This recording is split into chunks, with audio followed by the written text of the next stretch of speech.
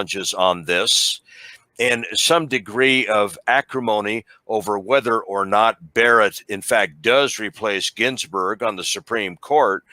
And you end up with a situation where, with all of the domestic discord and violence that we have seen in American cities since the George Floyd tragedy, I think that that would be just a drop in the bucket compared to the kind of violence and political instability that we would see when massive numbers of Americans would become weaponized on all sides of an issue like this, with the idea in mind that they were being defrauded by someone of what they believe was the legitimate outcome of the election.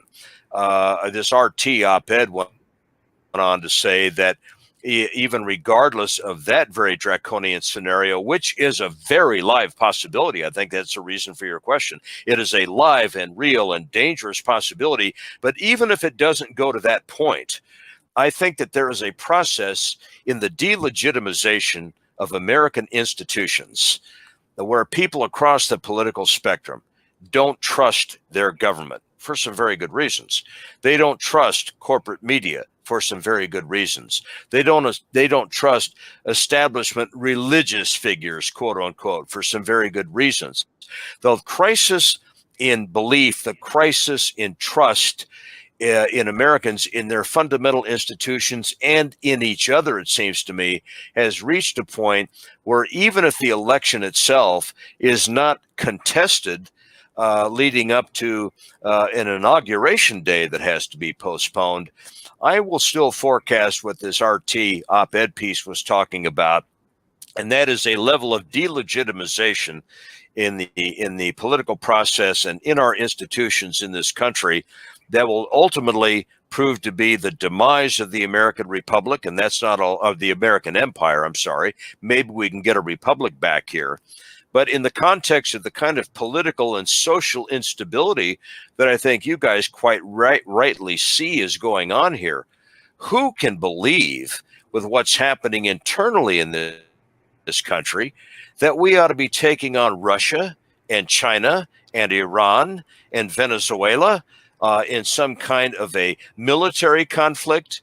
I mean, this is about as crazy as Belshazzar, as reported in the 6th chapter of the book of Daniel, failing to see the handwriting on the wall, or even after the prophet tells him that his reign's over, Belshazzar says, well, okay, my reign's over, let's still have a party.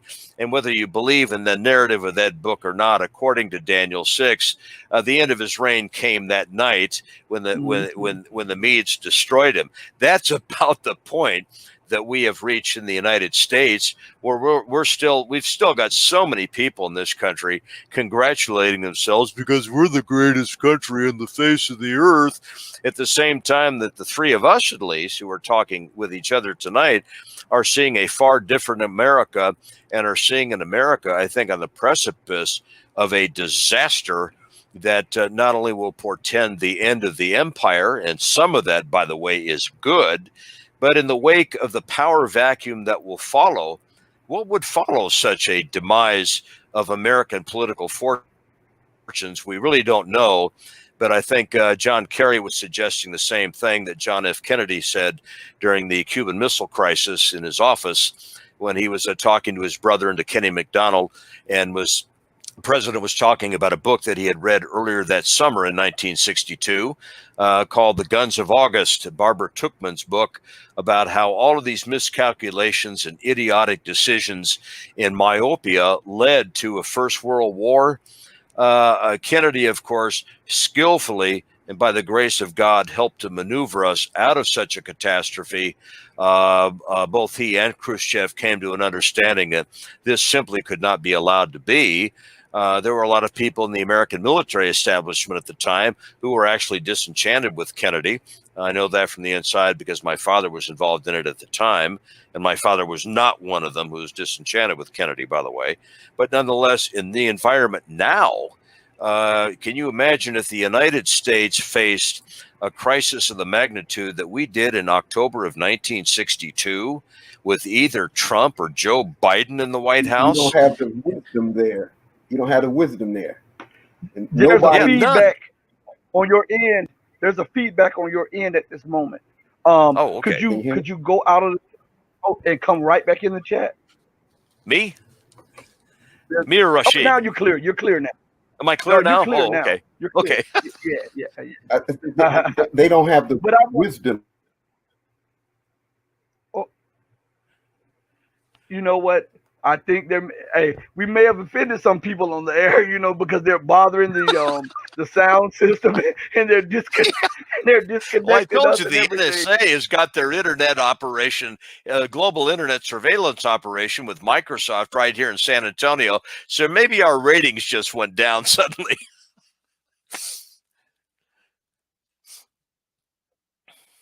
And they continue to throw me off also. But um, so I guess this what we're talking about is really major because no one is really speaking on these issues. But I wanted to ask you a question about Obama.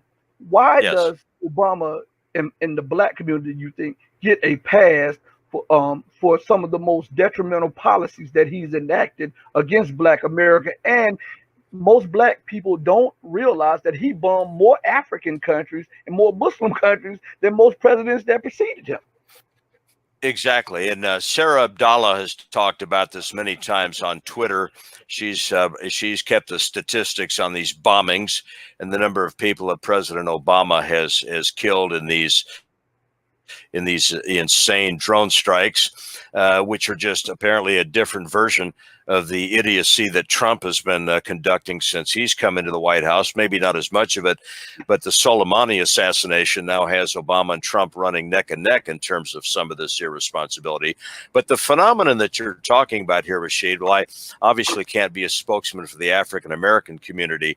It seems to me that phenomenon with Obama among many African Americans is very similar to what I see among a lot of white Republican voters who wave these flags and who say that Trump is making America great again, when whether you're looking at the national debt of this country or the ongoing character of these discretionary wars or the Soleimani assassination or these idiotic things that Pompeo is apparently and Netanyahu are prodding Trump to become more directly involved in when it comes to Iran, can any of us fail to see that to that extent, the average white suburban GOP voter shares many of the same true believer characteristics as a lot of well-meaning African Americans who would vote for a Democrat, and certainly an African American Democrat like Barack Obama,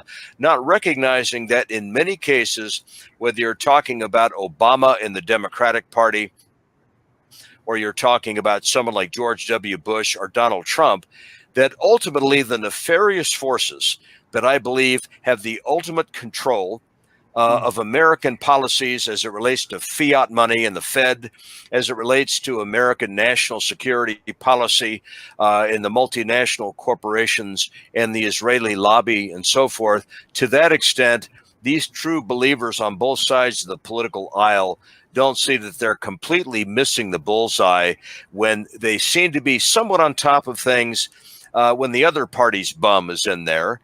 And they seem to be oblivious to what's going on when their own party's bum is in there. So in this case, with George W. Bush and Donald Trump, I, as a Pat Buchanan, Ron Paul Republican, say, well, there's no getting around this. If you've got any degree of intellectual honesty or moral integrity at all, George W. Bush and Donald Trump are two of the biggest boobs who have ever held the presidency in the history of the United States. Now, they have some company competing with them, but the notion that one appears at a Make America Great rally and worships Trump as some sort of a messianic figure, frankly, for anyone with any degree of intelligence or intellect or honesty or historical perspective, if I might say this bluntly, that sort of thing is enough to make me throw up. It's utterly sickening. Now, when I wanted to bring something up. I was watching an interview. It was about 2 years ago, I believe it was, and it was being translated in English, but it was President Putin talking, and he was being asked a question about better relations with the United States. And he Yes. said that it does not matter who is the president of the United States once they're elected or put into office. Men in black suits come and tell them what to do and what not to do. That's what he said. I believe Could you I saw elaborate that on that? same interview with the subtitles, of course. I don't speak Russian. Hmm. But Yeah. as proof of that very thing, I would point everyone to November the 22nd, 1963, with the assassination of John Kennedy in Dealey Plaza in Dallas on Elm Street. Who were the forces ultimately involved in that assassination? That's a subject where I've read thousands and thousands of Me. pages. That's a subject where I've engaged all kinds of people in conversation on that subject who have written some of these books and so forth. I've even interviewed in the past the guy who took the JFK autopsy photographs at Bethesda Naval Hospital in Maryland. That goes all the way back to a media thing that we did in 2001 before 9/11. But the fact is, that is the fundamental question. And I think since John Fitzgerald Kennedy and his assassination, and the assassination, tragically, later of his brother Robert Kennedy in June of 1968, that the question about who ultimately killed those two, and for that matter, you could throw Martin Luther King into the mix too. In this case, we're talking about the President of the United States and an Attorney General of the United States, whom I believe would have been elected had he not been murdered in 1968. That this gets perilously close to why I believe, although I'm speaking for him and I really shouldn't be doing that, I would suspect that President Putin, if he was listening to this conversation tonight, would understand that, yeah, the Kennedy assassination shows exactly who's running the United States in truth. And that when you look at all of these American presidents who have followed Kennedy, these are all people to a greater or lesser degree have operated within certain parameters and have understood that if they went outside those parameters, especially when it comes to things like the Israeli lobby and the Fed, that they wouldn't live too long. And I think that is the undoubtedly, in my own mind, the essence of what is in President Putin's mind. And I think he's a very smart and cunning man. He's a very shrewd man. And I think when you look at what he's doing, or some of the things that I've seen out of Medvedev in recent times, or I follow this General Sergei Shoigu rather closely, Yeah. both in I do. Russian media as well as on Twitter, they're planning accordingly because they have it figured that regardless of who prevails in this mockery of an election in the first Tuesday of November, regardless of who gets inaugurated, assuming that we have a clear-cut, agreed-upon winner in January, that the issues involving the forces that want to destroy Russia as a part of the creation of a new world order and a world government, I think that's what ultimately is involved here, and that the forces behind this want to bring all of the nations of the world under this aegis with the banking system that is based upon the American dollar as the reserve currency of the world. This has a lot to do with the death of Gaddafi. This has a lot to do with the death of Saddam Hussein. This has a lot to do with the attempts at murdering President Assad by the use of these Sunni Wahhabic organizations and so forth and so on. And when we understand it from that perspective, those of us who grew up as kids in an environment where we trusted America, where we waved American flags, and where we assumed that if we were in a conflict with a foreign power, it was because America was right and the other side was wrong. That model died for me a long time ago after I grew up and began to look at a lot of historical evidence that I was never taught in school, that I had to learn on my own through research and through talking to very educated, astute people in these areas who had not been brainwashed by the American media and the American educational system. During the entire time that I lived in Iran, when I found out that the CIA had something to do with the overthrow of Mohammad Mossadegh in 1953, and I would ask a few American policymakers that went to the same church that I did, they would respond with, well, Mossadegh was a communist. Oh, okay. He was a Soviet-backed KGB stooge. Oh, okay. Well, all these years later, some intelligent reading and reflection proves that that is complete poppycock. I have right in this library studio a library behind me that you can't see, where I have hundreds of books in here, theological and historical and political. I have the American Free Press's republication of all of the CIA documents about Operation Ajax that were obtained from the George Washington University National Security Archive file through Freedom of Information Act lawsuit. When you read what the CIA and the British MI6 themselves were saying about Operation Ajax at the time, then we begin to see what a ruthless and unscrupulous operation this was, that the United States was involved in destroying the political autonomy of that country for the same reasons that we're now trying to do this with Afghanistan and Syria and Iraq and so forth and so on, and that ultimately it caught up with the United States in 1978-79 with the overthrow of Pahlavi, and I'm sure, sadly, it's going to catch up with us again with a government that is now assassinating Soleimani, or that is involved in using ISIS against Gaddafi in Libya, supporting openly Clinton and others this extrajudicial assassination of Gaddafi, and openly laughing about this as though this is something to be proud of, or utilizing ISIS to try and destroy the Assad regime in Syria. Or all the nefarious things that we do with Israel in the Middle East. All of a sudden, this mythology has come crashing down, and reasonable people like myself, who have lived in this part of the world over time, or who have studied and read a lot of things from a lot of sources that are not kids in American educational circles are not being exposed to or told exist by the American media. It's then and only then that a person of goodwill across the political spectrum steps back from this and says, my land, I supported this at the time, or thought it was a moral policy at the time. What in the world was I thinking? If you were to have talked to me some 35 years ago, or go back 40 years ago when Ronald Reagan was first elected as the president of the United States, I believed all kinds of things that are frankly laughable now. When I look back and think, I was a person of goodwill. I thought that Ronald Reagan was the Messiah on the white horse and so forth. Only over the course of the last 40 years, through my own experiences, my own research, my own travel, not simply to Iran and other places in the Middle East, but going to South Africa, going to Malaysia, attending these Kuala Lumpur war crimes tribunals a few years ago, 2013, I think, where I actually heard firsthand from witnesses what it was that the Israelis did in these Sabra and Shatila refugee camps in southern Lebanon with the complete connivance and support of the United States. This was to actually listen to the testimony, to see the evidence and so forth of what it was and what it is that my government is supporting, not only Sabra and Shatila going back to 1982, but all other manner of atrocity over decades since and decades prior.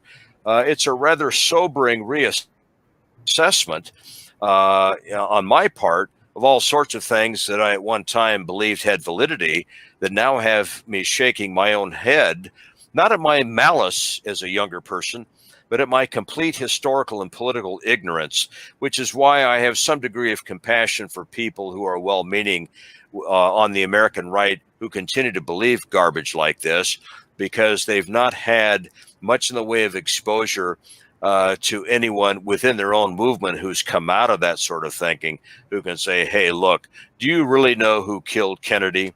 Do you really know about Israel's attack on the USS Liberty? Do you really know about the Lavon affair? Do you really know about the bombing of the King David Hotel in Jerusalem?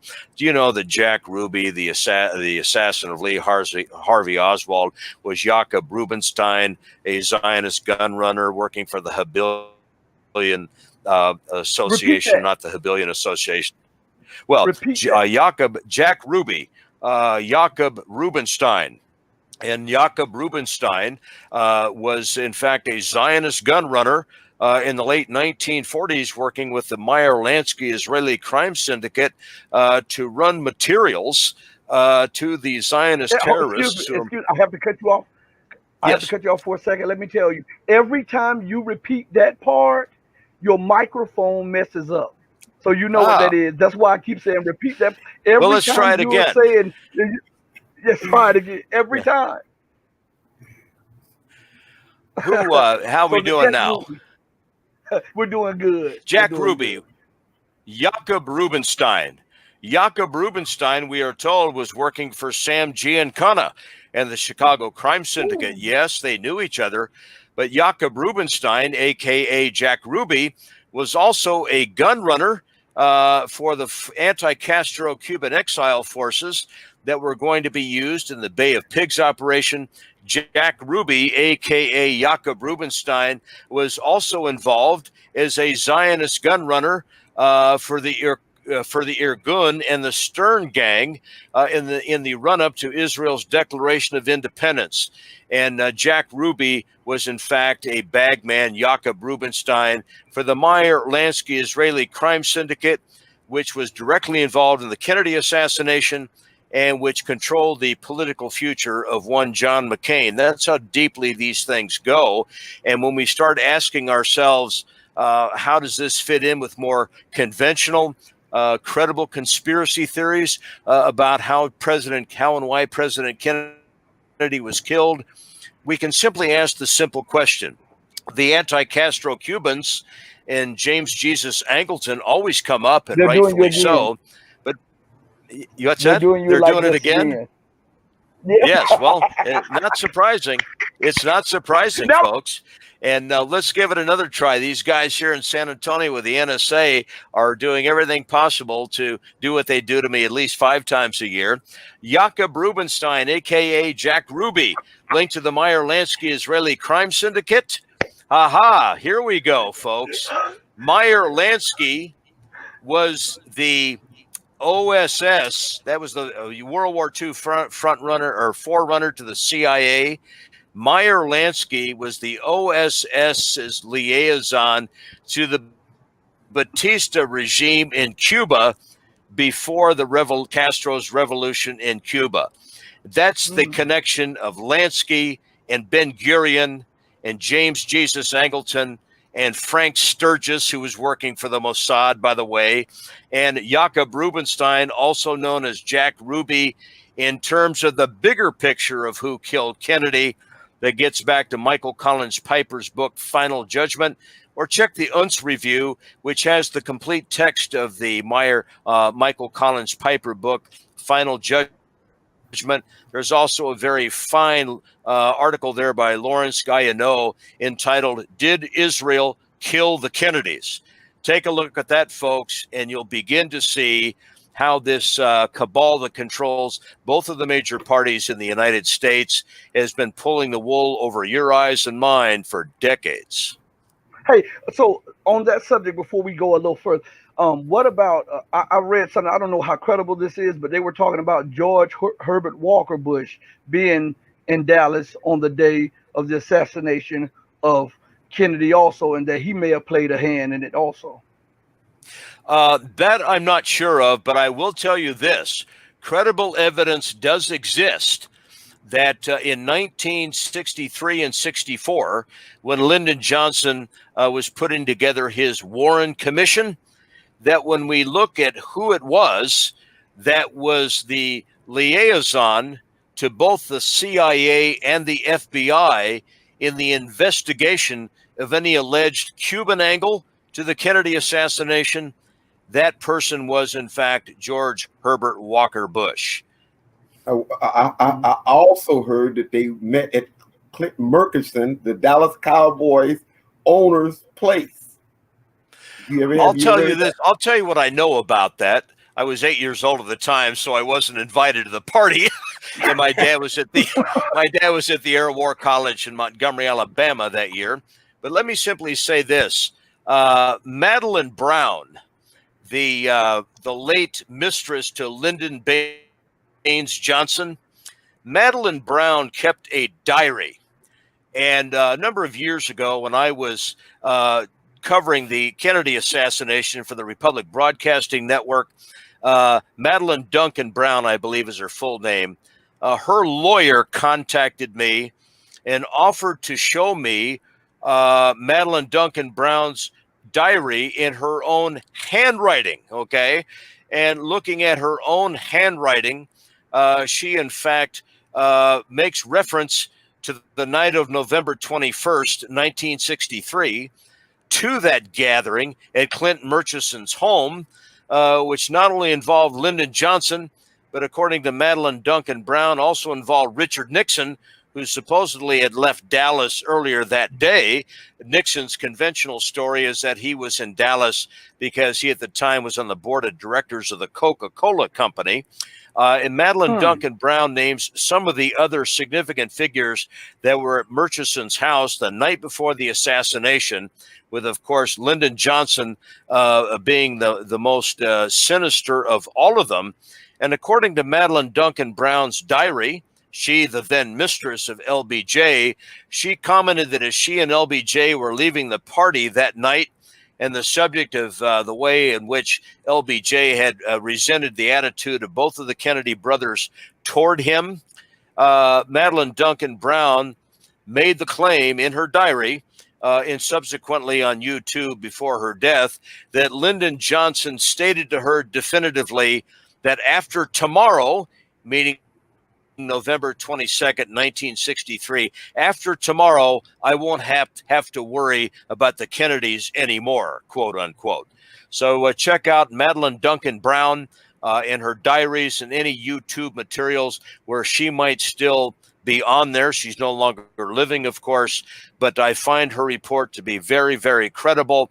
And certainly all of these various players that knew that Mr. Kennedy was about to be killed, nonetheless, in their own way, shrink in comparison to the Meyer Lanskys and the David Ben-Gurions and the James Jesus Angletons and the Frank Sturgises and the E. Howard Hunts, who quite clearly were involved in the assassination. And in the case of E. Howard Hunt, that's even been corroborated by his son posthumously, who wrote a book about his conversations with his dad on the subject before the elder Hunt's passing from this world. Wow. That's a lot there. So it shows us the system is corrupt to the core then. It's corrupt. And it is so corrupt, it's mind-boggling. Whoa. As a matter of fact, you guys know of Dan Rather, right? Yes. Dan Rather, in November of 1963, the now retired Dan Rather of CBS News, who still pontificates on Twitter with some of his ideas. You can go back on YouTube and witness what I did as an 8-year-old boy at the time. Dan Rather was on November the 22nd, 1963, as a CBS newsman working for Walter Cronkite News. Dan Rather was viewing the Zapruder film, which people like I were not allowed to see at the time. It was not released to anyone in the general public for 12 years. Mr. Rather was saying that when Mr. Kennedy was struck in the head by the fatal bullet, that the president's head moved violently forward. It's right there on YouTube. You can see in retrospect at the time that that's exactly what Dan Rather said. And I remember 12 years later when I was sitting in the Valparaiso Student Union with the late African-American comedian Dick Gregory, who had come to Valparaiso University to show us the Zapruder film and to talk about the Kennedy assassination. When you saw the film in its entirety and saw the infamous frame 313, where even as the late Ed McMahon would have put it in the Karnak routine with Johnny Carson, a child of 10 or a child of 8 or a child of 5 could plainly see that the president's head was driven violently backward at the time of the head explosion from the fatal shot, which meant only one thing according to the laws of physics, and that is that however many times Mr. Kennedy was shot from behind, that the fatal headshot for sure had to have been fired from his right front. And of course, the Parkland Hospital surgeons, we later learned, years later, said that both the head wound and the neck wound that the Warren Commission said were wounds of exit were in fact wounds of entry. What was it that Rather was concealing 57 years ago. What has the mainstream media in the United States been attempting to conceal ever since? This gets at the heart of things that have happened in American history, the likes of which have been falsified to the American public time and again. Spain being accused of sinking the U.S. Maine in Havana Harbor. The real truth of the sinking of the Lusitania. The real truth of FDR in Pearl Harbor. The real truth of the Kennedy assassination. The real truth surrounding 9/11. The real truth about the Iran-Iraq war. The real truth about why we invaded both Afghanistan and Iraq. All of these real truths that prove to be obscured by an American media and American government who weave constant untruth to people. This leads us into this election where, if we understand the bigger picture, we need to understand that that which is rarely that which appears to be when it comes to mainstream media in the United States and to their very, very convenient tools. Look at Operation Mockingbird and the CIA operation that involved the complete compromise of mainstream media at the time of Operation Mockingbird. And then, of course, there are the words of the late CIA Director William Colby, who died a very, very troublesome and mysterious death, by the way, in April 1996. The book Shadow Warrior will underscore that what happened to Mr. Colby was not what mainstream media said happened to him on the night of his drowning. But William Colby once said that in terms of mainstream media in the United States, that there wasn't a reporter of any consequence in mainstream media who wasn't under the control of the Central Intelligence Agency.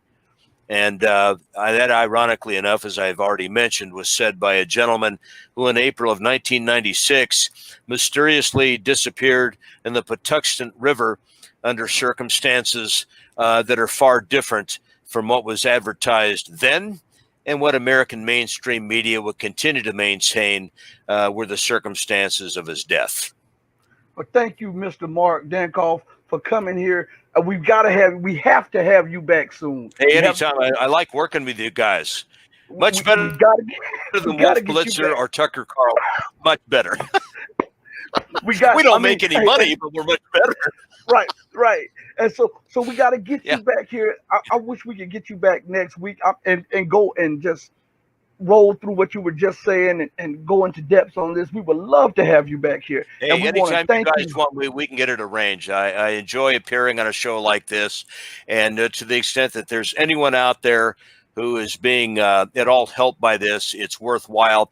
My former longtime radio partner, Mark Glenn, who is a Lebanese American, a Roman Catholic, very much involved in alt media for many years. He's now largely retired to his ranch with his wife and 10 kids in Idaho. But he and I used to talk about why we continued doing this to our own professional and financial and career marginalization and detriment. And he said, the reason that we're in this is because there's an element of the prophetic that's involved. And the other thing is that to the extent that there's anybody out there listening to us who understands that what we're saying is largely true, and they understand that there's at least somebody out there who knows what the truth is, then those folks out there, whether it's 1 or 10 or 200 or 500 in an individual show, or whether it's an audience of 5 million, which I've occasionally drawn on press television, there are average folks out there of all kinds of nationalities, including the American variety, who are good people who simply need to know that they're not alone. We're in this together. We salute you and we thank you, and we'll talk behind the scenes. Thank you so much. You have a blessed night. Hey, I sure will. God bless, guys. Take care. God bless you.